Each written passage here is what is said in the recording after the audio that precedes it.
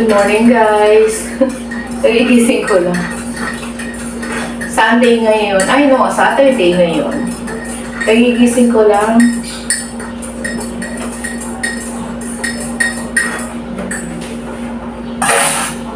Magpapalaboratory sana kami. Tinamad ako.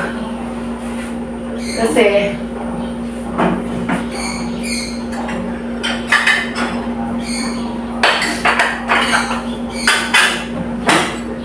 pag nagpapalaboratory at may fasting, kailangan within 8 hours.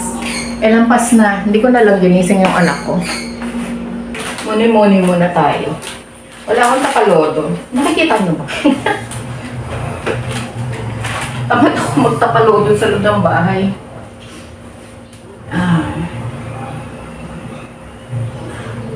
Init. Tahimik yung mga aso.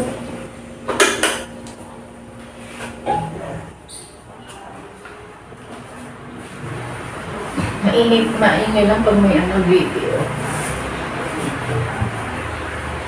Diba? Pinoy na Pinoy. Pinoy na Pinoy. Nakasalang pa kumain.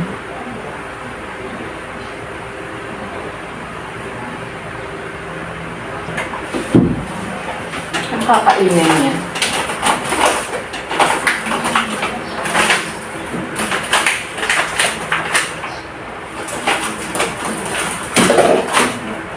Nuggets or ham? Ham na lang.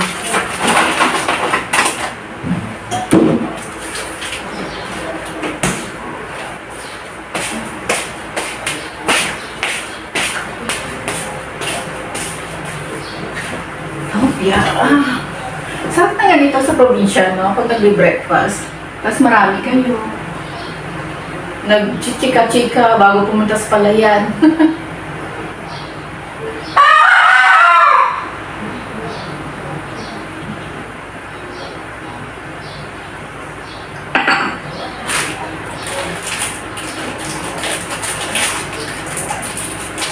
Kain tayo nito. Walang laman yung tiyan ko.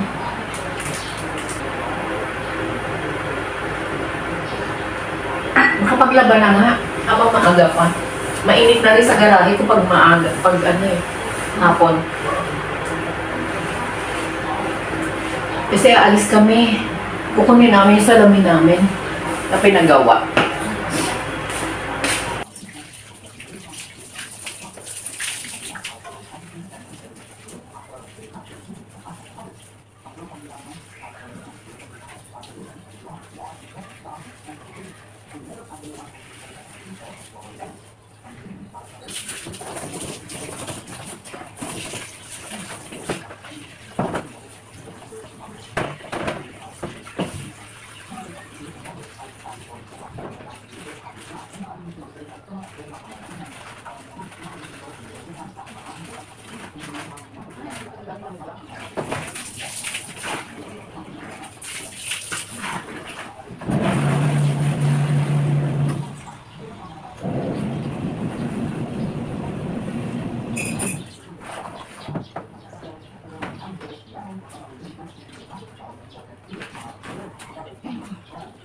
Yung nanay.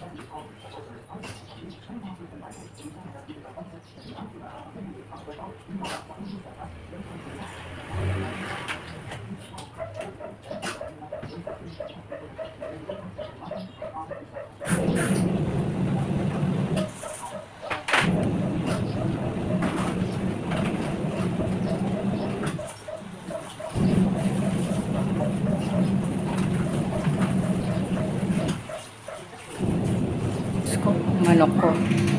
Tingnan mo, dami na lang. Magbabrowse muna ako ng kailangan namin bilhin sa Shopee. At itutuloy ko muna tong aking kape.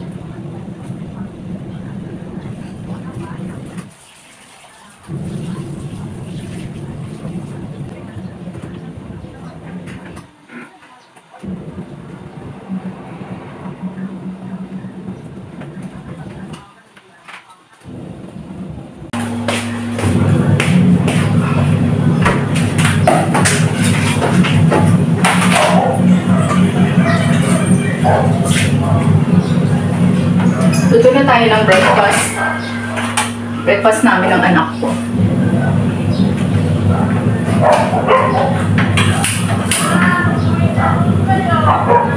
So magluluto lang ako ng egg and ham at sinangag.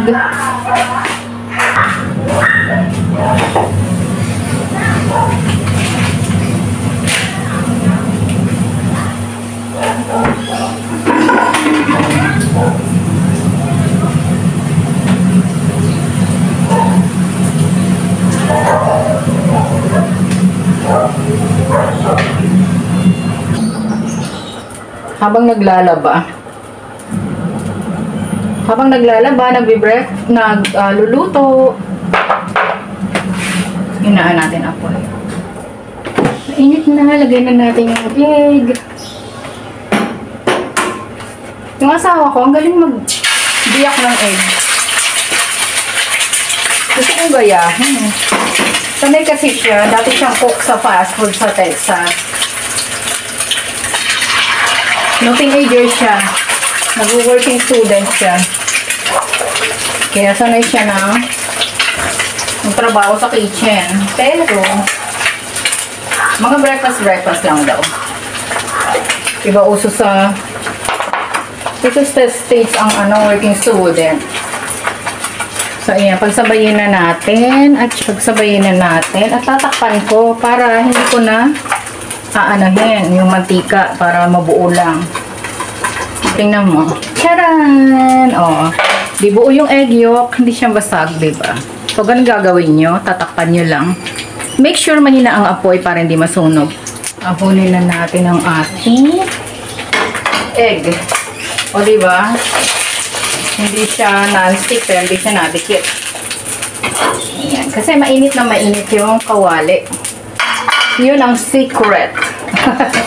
May nalalaman pa akong pa-secret. Ngayon naman ay ang ating ham.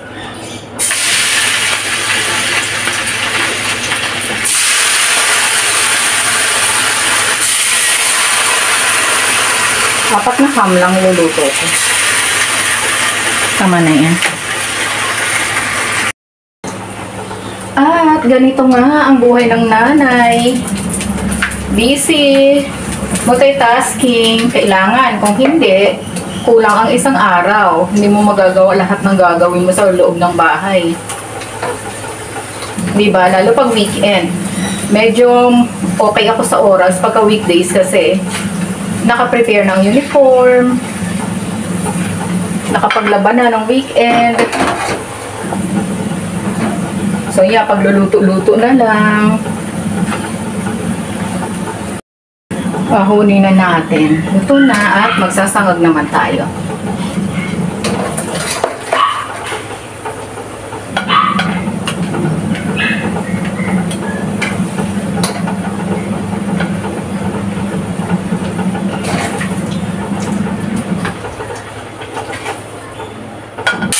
Samahin.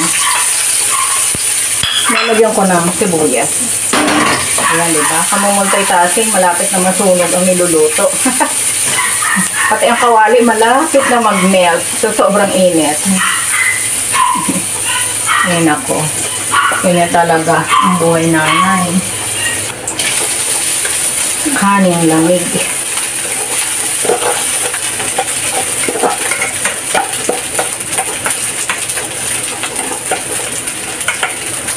Hindi na uubos kasi minsan tamad ka may mag-ano. Kung ano na lang, let's say mag-noodles na lang or ano. Magbe-bread sa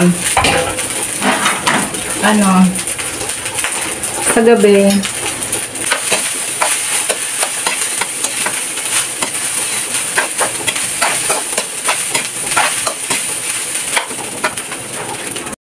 At ito na nga ang ating almusal. Fried eggs, ham, at ang aking garlic rice. Ayan, umuusok-usok pa yan. Sarap lang eh pagka mainit pa yung pagkain, no? Kain tayo! Gusto mo ito? Ang bilis.